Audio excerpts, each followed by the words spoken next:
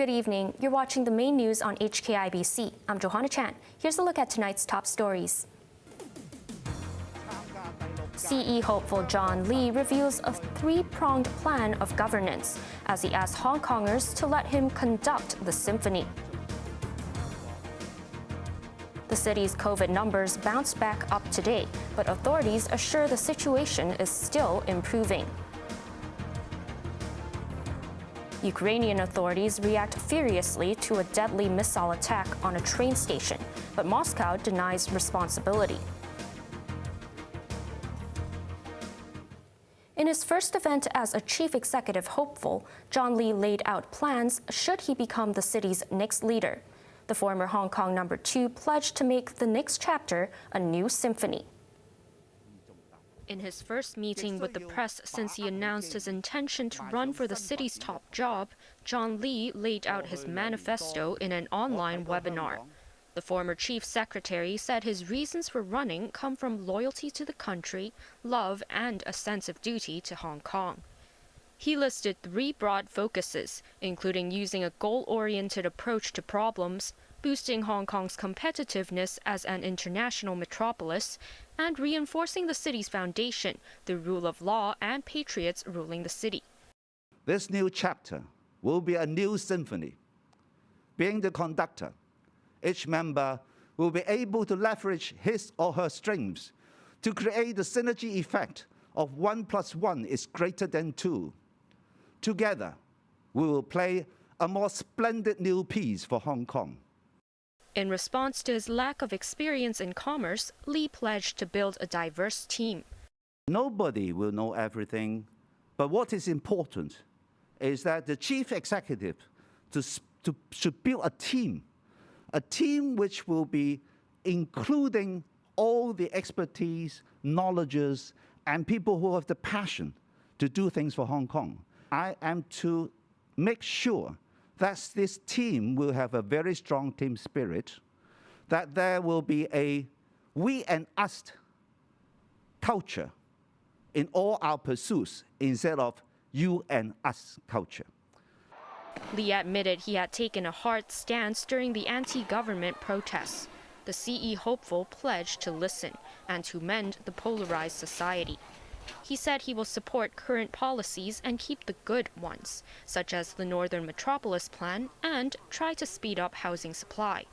He refused to comment on his former boss Carrie Lam's administration. Lee is seen as the sole candidate so far with Beijing's blessing. Asked whether it would be a one-man show, he said he welcomed other participants in the race. Hong Kong's sole delegate to the Standing Committee of the National People's Congress is skipping its meeting this month to help John Lee prepare for the election. Speaking on radio this morning, Tam Yu-chung confirmed he has become Lee's campaign director. He said their goal is to get at least 500 nominations, around a third of the election committee. He said he was confident this can be achieved. Lee's first nominations have already come pouring in right after his press conference this afternoon. Carrie Lam says 2 new members will be appointed to the Candidate Eligibility Review Committee next week. The body is in charge of screening candidates for the city's top job. The committee currently has 2 empty seats after ex-Home Affairs Chief Casper Tsui resigned in January. Former number 2 John Lee, meanwhile, quit 3 days ago to join the CE race. As chief secretary, Lee had been the review committee's chair. Lam said she has confidence the new appointments can be made next week. Accepted candidates can start campaigning on April 23rd. In other news, Chief Executive Carrie Lam said a jump in COVID cases today was due to people reporting on the first day of the government's rapid test program.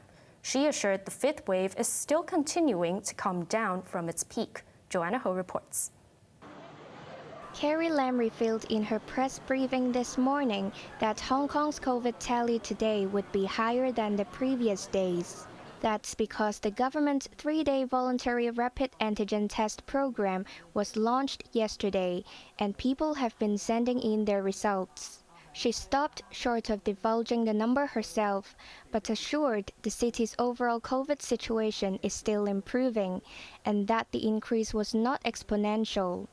She revealed the daily point prevalence of COVID, which reflects the estimated proportion of infected people, including new cases and those who have yet to recover.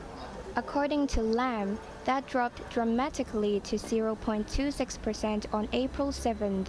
She believes there are now less than 10,000 unreported COVID patients, which is significantly lower than yesterday's estimate of 30,000.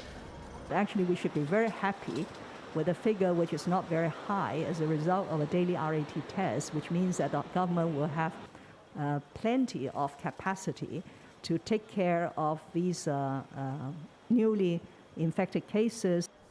Despite the good news, Lam expressed disappointment over the plateaued vaccination rate for children, which now stands at 62%. She urged parents to arrange for their kids to get vaccinated as soon as possible, especially since face-to-face classes are scheduled to resume after the Easter break. Johanna Ho, HKIBC. Health officials say the mass rapid testing program has helped them identify more asymptomatic cases. The number of PCR positive cases by PCR is below 900 today, but the number of RAT, the rapid test positive, has increased to 1,600 today. So this reflects the participation of the public in testing rapid tests, in using rapid tests. This came as Hong Kong's daily COVID tally jumped slightly to 2,535 cases, with 1,638 contributed by RAT tests, compared with 1,265 registered on April 8th. Trong added the proportion of asymptomatic RAT positive cases recorded in the self-declaration platform jumped to 70%, compared with the usual 30%. As in-person classes are expected to resume later this month, Education Chief Kevin Yeung says authorities are considering having students do RAT tests when schools reopen.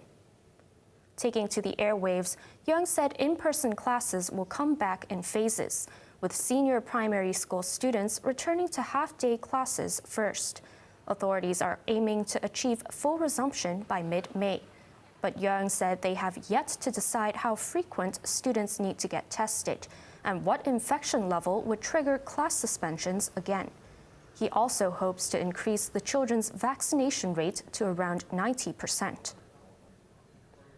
Authorities in Shanghai announced today they will make minor relaxations to strict lockdown measures. Local residents, however, remain skeptical following constant policy U-turns in the past few weeks. Chloe Feng reports.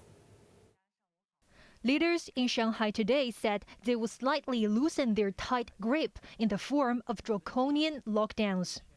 Instead, a so-called zoning strategy will be used to separate areas into three categories: lockdown, control, and precaution.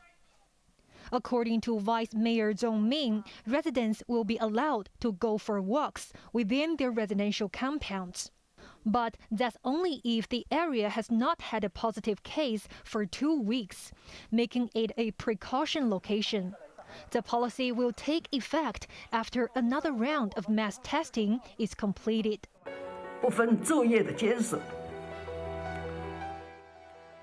Zhong also seemed to be holding back tears as she apologized for the poor handling of the latest outbreak.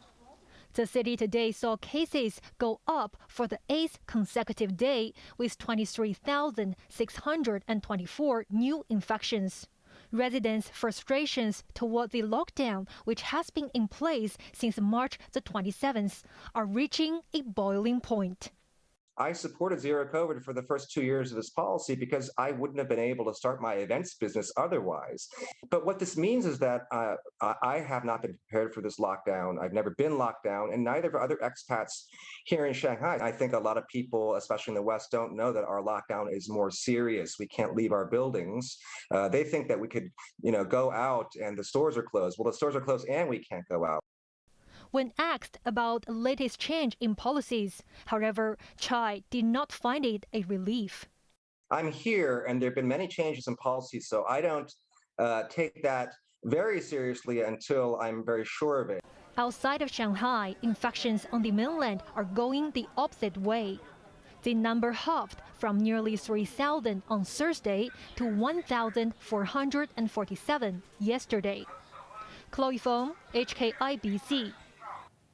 Overseas, Ukrainian authorities are reacting furiously as the death toll from a Russian missile strike at a train station continues to climb. Meanwhile, President Volodymyr Zelensky personally met with a group of leaders visiting from Europe. Winna Wang reports. More pictures are emerging from Kramatorsk in Ukraine's eastern Donetsk region after a Russian missile slammed into a train station. The death toll has now risen to at least 50 people, including 5 children. Many more were wounded. Local authorities are furious with the attack, especially since the station is a key evacuation point for many civilians. In an angry video address, Ukrainian President Volodymyr Zelensky dubbed it a war crime and said he is anticipating a solid global reaction. The missile strike on Kramatorsk must become one of the charges at the tribunal, he declared. He also accused some countries of being soft with Russia, but stopped short of naming names. Moscow, however, is denying any involvement with the train station strike. Russian Defense Ministry spokesperson Igor Konashenkov instead pointed the finger at the Ukrainian army. He claimed Tochka-U tactile missile fragments were discovered nearby, and those are only used by the Ukrainian armed forces. There are also devastating scenes coming from across the rest of the country, from the discovery of mass graves in Bucha to continued heavy shelling in Kharkiv. All this as a group of European Union leaders, headed by EU Commission President Ursula von der Leyen, met with Zelensky in Kyiv. EU Foreign Policy Chief Josep Borrell was also part of the visiting group. It is atrocious, and there are almost no words for it. And I was deeply shocked to see that on pieces left from the shelling, the Russian had written, "For our children." The cynical behavior has almost no benchmark anymore, no measure anymore. Von der Leyen also provided the Ukrainian president with a questionnaire, a first step in the country applying for European Union membership. Winna Wang, HKIBC. On to the weather now. It will be fine and dry tomorrow. Temperatures will range between 21 and 28 degrees. Hot and sunny on Monday and Tuesday. Now let's take a look at the weather around the world.